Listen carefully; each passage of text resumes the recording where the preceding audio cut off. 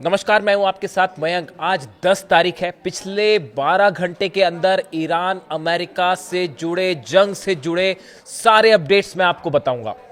देखिए, इस वक्त की बेहद अहम खबर, एक बार फिर अमेरिका ने ईरान पर बड़ी स्ट्राइक की है और अब हालात ये है कि ईरान और अमेरिका के बीच जो जंग है वो बेहद भयानक स्तर पर पहुंच गई है और दोनों ही तरफ से बड़े हमले किए जा रहे हैं। देखिए, इसी बीच एक बयान सोशल मीडिया में तेजी से वायरल हो रहा है, हम उसकी भी चर्चा करेंगे। डोनाल्ड ट्रंप का ये बयान है और डोनाल्ड ट्रंप ये कह रहे हैं कि अगर मैं मरा तो सब मरेंगे। देखिए, ये बयान ये बता रहा है कि क्या डोनाल्ड ट्रंप को अब अपनी मौत का डर सता रहा है। कल हमने देखा था कि मशहद में एक बिल्डिंग के ऊपर एक पोस्टर लगाया गया था जिसमें लिखा हुआ था कि हम डोनाल्ड ट्रंप को मार देंगे, we will kill Donald Trump. ये ईरान के लोगों का गुस्सा है। मशहद में जहां सुपुर्द खाक किया गया अली खामनेई साहब को, वहां पर ये जो है पोस्टर लगा हुआ था जिसमें ये ईरान के लोगों का गुस्सा लगातार देखने को मिल रहा है। इस तरह के पोस्टर्स लगे हुए हैं कि बदला लो, रिवेंज रिवेंज रिवेंज, इस तरह की बातें सामने आ रही हैं। ऐसे में ये पोस्टर्स सोशल मीडिया में तेजी से वायरल हुए जिसमें लिखा था वी विल किल ट्रंप, हम ट्रंप को मार देंगे। इसके बाद देखिए, डोनाल्ड ट्रंप की तरफ से ये बयान सामने आया। एक तो ये नेटो समिट खत्म होने के बाद डोनाल्ड ट्रंप जब वापस अमेरिका जा रहे थे, उस दौरान एक तो उन्होंने अपना जो जहाज था वो रास्ते में बदल दिया, उन्होंने अपना रूट भी बदल दिया। देखिए, ये सब इंडिकेट कर रहा है कि डोनाल्ड ट्रंप को और अमेरिका को इस बात का डर है कि डोनाल्ड ट्रंप पर हमला हो सकता है। हवाई जहाज बदला गया, रूट बदला गया और यहां तक कि एयरफोर्स वन में जो पत्रकार शामिल थे उनसे बात करते हुए डोनाल्ड ट्रंप ने ये कहा कि विंडो के शटर्स बंद कर लीजिए। प्लेन के जो विंडो के शटर्स थे वो बंद करवा दिए गए। डोनाल्ड ट्रंप ने कहा कि इसे बंद कर दीजिए और उन्होंने कहा कि अगर ईरान का कोई दुश्मन नंबर 1 इस समय निशाने पर है तो वो मैं हूं। ये डोनाल्ड ट्रंप का कहना था कि अगर ईरान के निशाने पर कोई नंबर 1 टारगेट ईरान का कोई इस समय है तो वो मैं हूं, और अगर मैं मरा तो आप सब भी मरेंगे, मैं मरा तो सब मरेंगे। इस तरह की बात डोनाल्ड ट्रंप ने की। अब उनका ये जो डायलॉग है वो सोशल मीडिया में वायरल हो रहा है और इस तरह की चर्चाएं शुरू हो गई है कि क्या डोनाल्ड ट्रंप को अपनी मौत का डर सता रहा है। ईरान के 9 करोड़ लोगों का जो गुस्सा देखने को मिला और जो जंगी हालात हैं, उस बीच में क्या डोनाल्ड ट्रंप पर हमला हो सकता है, इस तरह के सवाल उठाए जा रहे हैं। हम एक बार फिर से आते हैं जंग की तरफ। देखिए, जिस तरह से हमले हो रहे हैं ईरान पर, गौर करने वाली बात यह है कि ये जितनी स्ट्राइक्स हुई हैं, तीसरे दिन लगातार ये हमले जारी हैं। बीती रात हमले किए गए। ये सारे के सारे हमले, इनका जो मेन टारगेट है, आप देखिए, हॉर्मूज के आसपास हमले हो रहे हैं। बंदर अब्बास को निशाना बनाया जा रहा है, खर्ग आइलैंड को, केशम को, अबू मूसा को, चाबार पोर्ट को निशाना बनाया गया। इन हमलों का नेचर क्या बता रहा है? इन हमलों का नेचर ये बता रहा है कि शायद अमेरिका एक बार फिर ग्राउंड ऑपरेशन की कोशिश कर सकता है और खर्ग, केशम आइलैंड या अबू मूसा आइलैंड, ये 3 में से किसी एक आइलैंड पर कब्जे की कोशिश हो सकती है। देखिए, जो अटैक्स होते हैं उनका नेचर ये बताता है। कल तीसरा दिन था, तीसरी रात लगातार ये हमले किए गए। मिसाइल, टॉमहॉक मिसाइल से ये हमले किए गए, फाइटर जेट से ये हमले हो रहे हैं। 190 लोकेशंस पर जो है वो हमले किए गए थे। इन सब हमलों के बाद जो एनालिसिस निकल के आ रहा है, देखिए, हमलों का जो नेचर होता है वो ये बताता है कि सामने वाला जो हमला कर रहा है उसकी मंशा क्या है। एक तो लगातार होर्मुज के आसपास जितने द्वीप हैं, इन पर उन लोकेशंस को निशाना बनाया जा रहा है जो रडार सिस्टम्स हैं, जहां कम्युनिकेशन सिस्टम्स हैं, जो कि अगर ग्राउंड ऑपरेशन होता है तो ऐसे समय में ईरान की सेना का आपसी संपर्क ना हो, तालमेल ना हो सके, रडार सिस्टम तबाह हो, इसको लेकर टारगेट करके ये अटैक हो रहे हैं, जो इस ओर इशारा कर रहे हैं कि एक बड़ा ग्राउंड ऑपरेशन हो सकता है। हॉर्मुज में नया अरब सागर के पास नया एयरक्राफ्ट कैरियर, एक और एयरक्राफ्ट कैरियर भेज दिया गया है। इसके साथ ही रिफ्यूलिंग टैंक्स जो हैं वो हॉर्मुज के ऊपर लगातार उड़ान भर रहे हैं ताकि अगर प्लेन से जो अटैक हो रहे हैं उनको हवा में रिफ्यूलिंग की जाए। बड़ी संख्या में F-35 जेट्स की तैनाती की गई है। कई अरब देशों के बेसिस पर F-35 का मूवमेंट एक बार फिर देखने को मिल रहा है और यही वजह है कि ईरान की तरफ से बड़े हमले जारी हैं। बहरीन में 5वें बेड़े के हेडक्वार्टर को जबरदस्त नुकसान पहुंचा है। जो खबरें हैं उसके मुताबिक जुफैर और शेख ईसा बेस पूरी तरह से तबाह है। इसका रनवे तबाह है, यहां पर खड़े कई प्लेन्स को नुकसान हुआ है और बताया जा रहा है कि 4 मिसाइल्स डायरेक्ट 4 खैबर मिसाइल्स ने हिट किया है 5वें बेड़े के हेडक्वार्टर को। और ये जो 2 बेसेस हैं जुफैर और शेख ईसा बेस, ये तबाह हो गए, इनके रनवेज तबाह हो गए। इस तरह की जो है वो खबरें आ रही हैं। ये बहरीन की बात है। अगर आप कुवैत की बात करें तो आरिफ जान और अली अल सलेम बे में अली अल सलेम बेस पर बड़ा नुकसान हुआ है। बड़े नुकसान की खबरें हैं। पेट्रियट सिस्टम तबाह हो गया है। ये बड़ी गौर करने वाली बात है।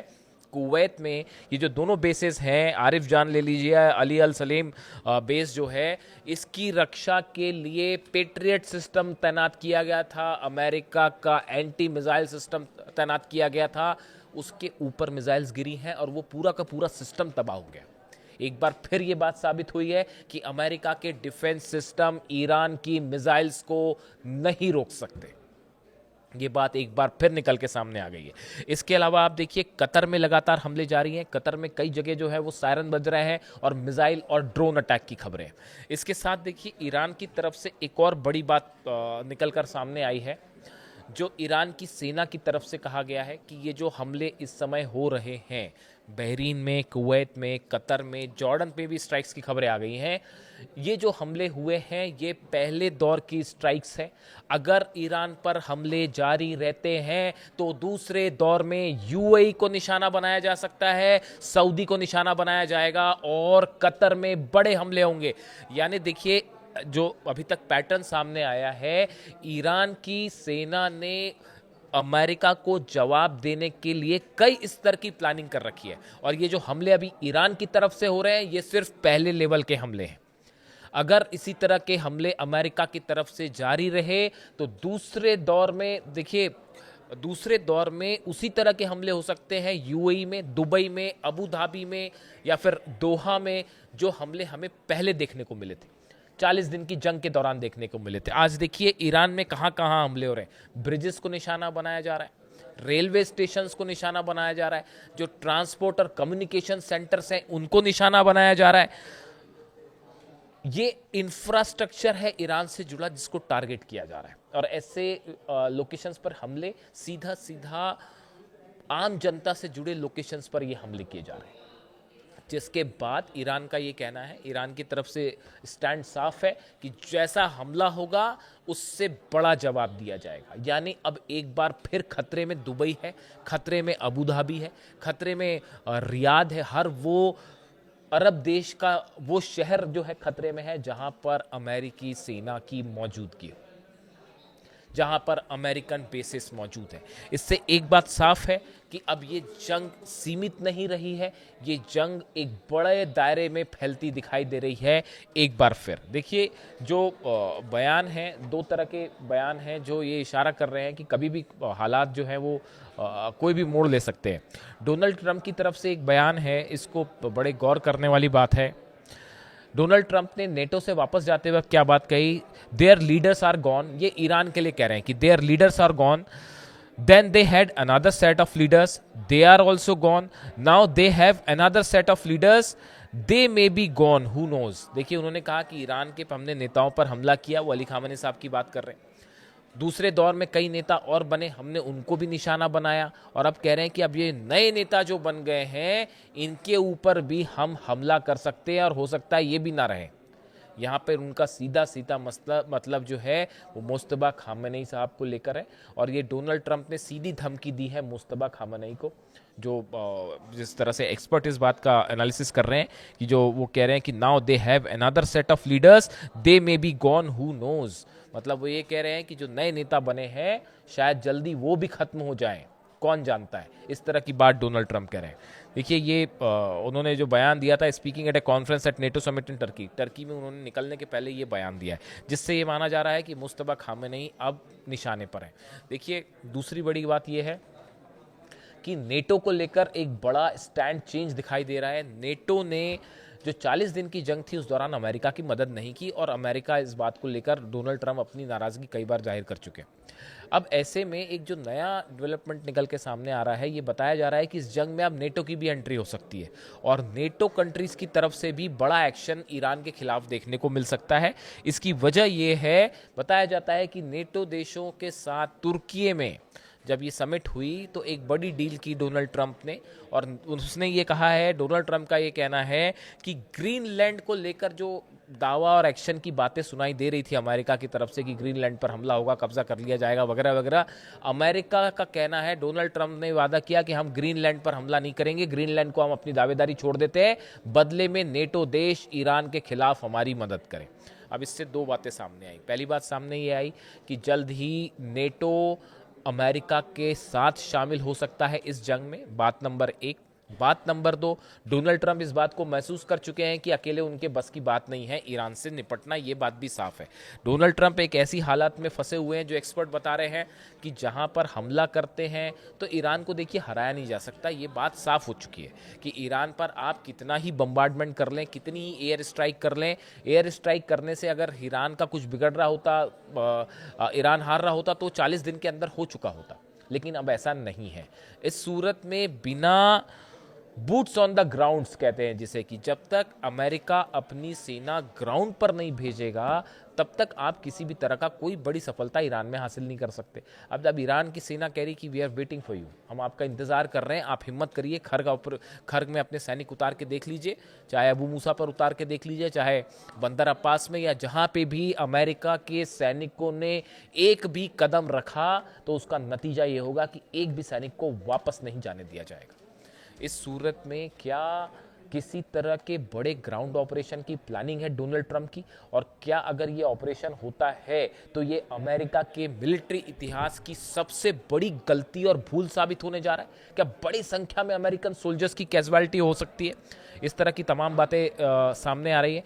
दूसरी तरफ देखिए, एक और अहम खबर ये है, ये बड़ा डेवलपमेंट था जिसके ऊपर मेरी नज़र थी, मैंने जब तक इससे पुख्ता जानकारी नहीं आई तब तक ऐसे मैटर में बोलना ठीक नहीं होता है। बुशर में बड़े हमले हुए कल। बुशर वो जगह है ईरान की जहां पर रूस की मदद से न्यूक्लियर पावर स्टेशन चलता है। यहाँ पर कई रशियन साइंटिस्ट मौजूद हैं और जो खबरें आई, देखिए सीधा मिसाइल ने हिट किया वहाँ पर। लेकिन अच्छी बात ये रही कि जो बुशर का न्यूक्लियर प्लांट है उसके कोर एरिया पर ये मिसाइल सीधी नहीं गिरी, मिसाइल थोड़े करीब गिरी है और उसके जो छर्रे होते हैं, जो पार्ट्स होते हैं, शार्पनेल्स होते हैं, वो उछल के इसके कोर एरिया की बिल्डिंग पर हिट हुए। यानी कोर एरिया हिट हुआ है लेकिन वो शार्पनेल से जो पदार्थ निकलते हैं मिसाइल के फटने के बाद उसने हिट किया, सीधा मिसाइल ने कोर एरिया को हिट नहीं किया। अगर कोर एरिया पर किसी तरह का कोई भी अटैक होता है तो इससे भयंकर रेडिएशन हो सकता है पूरे अरब देशों में, और यहां से ये जंग के हालात बदल जाएंगे, सूरत बदल जाएगी। दूसरी तरफ इजराइल की तरफ से एक बड़ा प्लान तैयार है कि ईरान पर किस तरह से कहां हमले किए जाएंगे आने वाले दिनों में, और एक केमिकल वेपन की भी बार बार चर्चा हो रही है। देखिए ये बड़ा ऐसा मैंने कई जगह देखी सोशल मीडिया में इस तरह की खबरें, दोनों तरह से इसके अंदेशा लगाया जा रहा है कि क्या इस तरह के दावे हो रहे हैं कि ईरान के पास केमिकल वेपन से, नेतन्याहू खुद इस तरह के दावे कर रहे हैं कि केमिकल वेपन है ईरान के पास और ईरान उससे हमला कर सकता है। यानी सद्दाम हुसैन पर जिस तरह से आरोप लगाए गए इराक पे कि वेपन ऑफ मास डिस्ट्रक्शन है और ये बोल के हमले किए गए, वैसा ही ग्राउंड ईरान के खिलाफ भी तैयार किया जा रहा है। लेकिन हालांकि ये इतना आसान नहीं है ईरान के खिलाफ ऑपरेशन करना, लेकिन फिर भी इस तरह की भूमिकाएं बनाई जा रही हैं, जिसके बाद ये सवाल उठ रहे हैं कि क्या अब इस जंग में किसी तरह के कोई बड़े घातक हथियार की एंट्री होती दिखाई दे रही है, चाहे किसी भी की तरफ से हो, लेकिन क्या किसी तरह के केमिकल वेपन्स इस्तेमाल होने जा रहे हैं? ये ऐसे सवाल हैं जो पूरे अरब को एक बड़ी आग में झुलस सकते हैं, और इसका नतीजा क्या होगा ये कोई नहीं जानता। फिलहाल हालात ये हैं, ईरान की तरफ से खैबर मिसाइल्स दागी जा रही हैं, शाहिद 136 ड्रोन्स दागे जा रहे हैं, और लेवल 2 देखिए, लेवल 1 के हमले ईरान की तरफ से हो चुके हैं, और अमेरिका के उन लोकेशंस पर हमले हैं जो अमेरिका की सेना के इंफ्रास्ट्रक्चर से जुड़े हमले। लेकिन अभी कोर एरियाज अरब देशों के अगर उन पर हमले शुरू हो जाते हैं तो इसका नतीजा क्या होगा? क्या जंग में यूएई की एंट्री होगी? कतर और सऊदी जैसे जो देश हैं, क्या इनकी भी एंट्री हो सकती है? ये वो तमाम सवाल हैं जिसका इंतजार करना होगा। फिलहाल दोनों तरफ से भयंकर हमले और जंग जारी हैं। जो भी अपडेट होगा आप तक पहुंचाऊंगा। Thank you so much.